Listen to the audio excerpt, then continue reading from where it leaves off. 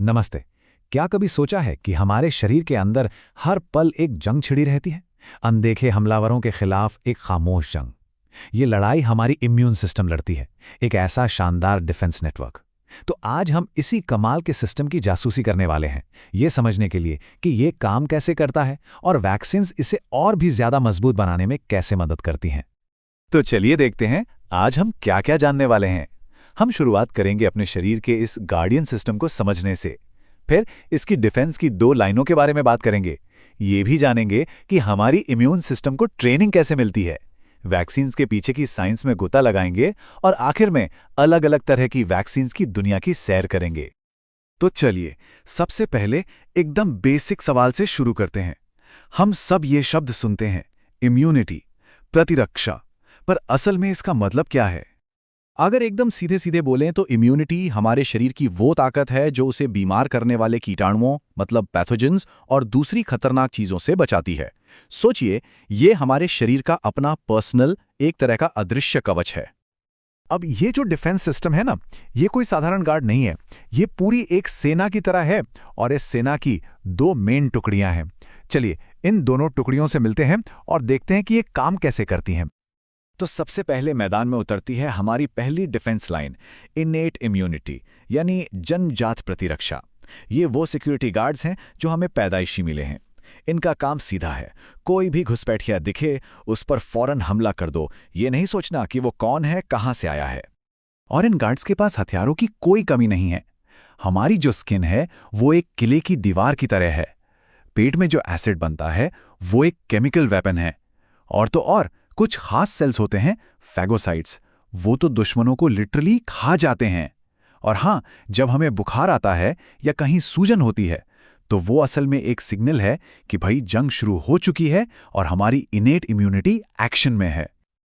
पर सोचिए, अगर दुश्मन बहुत शातिर निकला और इन पहले गार्ड्स को चकमा दे गया तो तब क्या?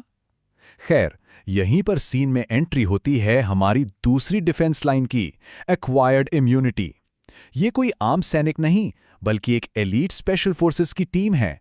इनकी खासियत, ये हर दुश्मन को पहचानते हैं, उसके बारे में सीखते हैं और सबसे जरूरी, उसे हमेशा याद रखते हैं। तो इन दोनों टीमों में मोटा मोटा फर्क क्या हुआ? जो हमारी जन्मजात यानी इनेट इम्यूनिटी है वो बहुत तेज है, एकदम फर्स्ट रिस्पॉन्डर। पर वो स्पेसिफिक नहीं है, सबके लिए एक ही रणनीति और उसकी कोई याददाश्त नहीं होती। दूसरी तरफ जो हमारी स्पेशल फोर्स यानी एक्वायर्ड इम्यूनिटी है, वो पहली बार दुश्मन से मिलने पर थोड़ा टाइम लेती है सीखने में, लेकिन एक बार सीख लिया तो उसकी याददाश्त गजब की होती है। अगली बार वही दुश्मन आया तो हमला इतना तेज और इतना ताकतवर होता है कि दुश्मन को संभलने का मौका ही नहीं मिलता। अब सवाल ये उठता है कि ये जो हमारी इंटेलिजेंट स्पेशल फोर्स है, ये सीखती कैसे है? इसे ट्रेनिंग कहाँ से मिलती है? इस ट्रेनिंग के दो मेन तरीके हैं। पहला तरीका है एक्टिव इम्यूनिटी। जैसा नाम से ही पता चल रहा है, इसमें हमारा शरीर खुद एक्टिव होकर काम करता है, खुद मेहनत करता है। जब उसका सामना किसी दुश्मन से होता है तो वो लड़ने के लिए अपने हथियार, जिन्हें हम एंटीबॉडीज कहते हैं, बनाता है और साथ ही उस लड़ाई की एक याददाश्त भी बना लेता है। और ये ट्रेनिंग भी दो तरह से मिल सकती है।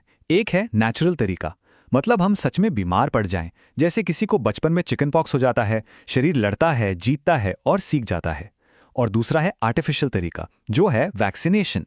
इसमें हम बीमार नहीं पड़ते, लेकिन हमारी इम्यून सिस्टम को सेफ तरीके से वही ट्रेनिंग मिल जाती है। अब आते हैं दूसरे तरीके पर, पैसिव इम्यूनिटी। इसमें शरीर एक्टिव नहीं है, पैसिव है। इसे ऐसे समझिए कि हम लड़ाई के लिए किसी से हथियार उधार ले रहे हैं। यहां हमारा शरीर खुद एंटीबॉडीज नहीं बना रहा, बल्कि उसे कहीं बाहर से रेडीमेड एंटीबॉडीज मिल रही हैं। फायदा यह है कि प्रोटेक्शन फौरन मिल जाती है, लेकिन ये शॉर्ट टर्म होती है क्योंकि ये हमारी अपनी कमाई हुई नहीं है। इसका सबसे बेस्ट नेचुरल एग्जाम्पल है एक माँ से बच्चे को मिलने वाली इम्यूनिटी। और आर्टिफिशियल तरीके की बात करें तो सोचिए, जब किसी को सांप काट लेता है तो जो एंटी वेनम दिया जाता है वो भी रेडीमेड एंटीबॉडीज ही तो हैं जो फौरन काम करना शुरू कर देती हैं। तो चलिए अब उस आर्टिफिशियल ट्रेनिंग पर फोकस करते हैं जिसके बारे में हमने बात की थी, यानी वैक्सीनेशन। ये साइंस का वो कमाल है जिसने सचमुच दुनिया बदल दी और करोड़ों जानें बचाई हैं।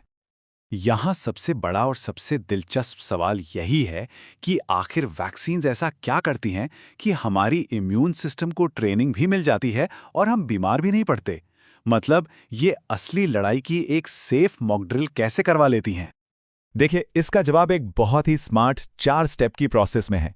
स्टेप 1, वैक्सीन हमारे शरीर को दुश्मन से मिलवाती है, लेकिन उसके एक हानिरहित रूप या हिस्से से, जिसे एंटीजन कहते हैं।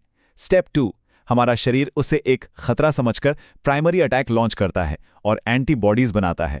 स्टेप 3, और ये सबसे जरूरी है, इस पूरी लड़ाई के दौरान खास मेमोरी सेल्स तैयार हो जाते हैं जो दुश्मन का चेहरा याद कर लेते हैं। और स्टेप 4, अब अगर भविष्य में असली वाला पैथोजन हमला करता है तो ये मेमोरी सेल्स उसे फौरन पहचान लेते हैं और एक जबरदस्त और बहुत तेज जवाबी हमला करते हैं। और मजे की बात यह है कि लक्ष्य भले ही एक हो, यानी इम्यून सिस्टम को ट्रेन करना, पर इस तक पहुंचने के रास्ते अलग-अलग हैं।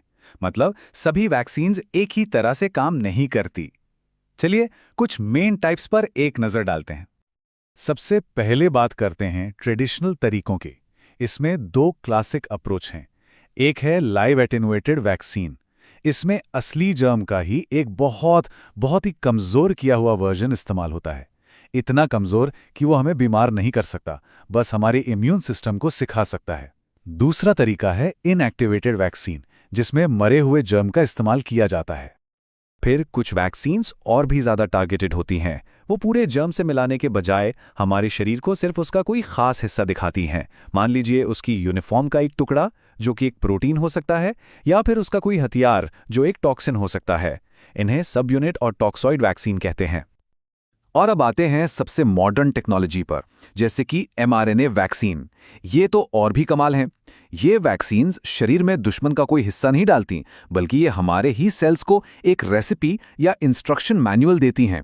ये रेसिपी दुश्मन के वांटेड पोस्टर यानी एंटीजन को बनाने की होती है। हमारे सेल्स खुद वो पोस्टर बनाते हैं और फिर हमारा इम्यून सिस्टम उस पोस्टर को देखकर ट्रेनिंग ले लेता है। तो तरीका चाहे कोई भी हो, लाइव हो, इनएक्टिवेटेड हो या mRNA, सबका मकसद एक ही है, हमारे शरीर के उस ज़बरदस्त और कॉम्प्लेक्स डिफेंस नेटवर्क को जगाना, उसे एक्टिवेट करना। और ये याद रखना ज़रूरी है कि ये कोई एक ऑर्गन नहीं है, ये बोन मैरो से लेकर लिम्फ नोड्स तक फैला एक पूरा नेटवर्क है, एक शानदार सिस्टम जो हमें सेफ रखने के लिए चुपचाप काम करता रहता है। और ये सब हमें एक बहुत ही एक्साइटिंग फ्यूचर की तरफ ले जाता है। mRNA जैसी टेक्नोलॉजीज जितनी तेजी से आगे बढ़ रही हैं, वो हमारी इम्यून सिस्टम को ट्रेन करने के लिए बिल्कुल नए रास्ते खोल रही हैं। तो सोचने वाली बात यह है कि अगला फ्रंटियर क्या होगा? क्या आने वाले समय में हम कैंसर या ऑटो इम्यून बीमारियों से लड़ने के लिए भी अपने शरीर को इसी तरह ट्रेन कर पाएंगे? ये एक ऐसा सवाल है जिसका जवाब हमें आने वाला विज्ञान ही देगा।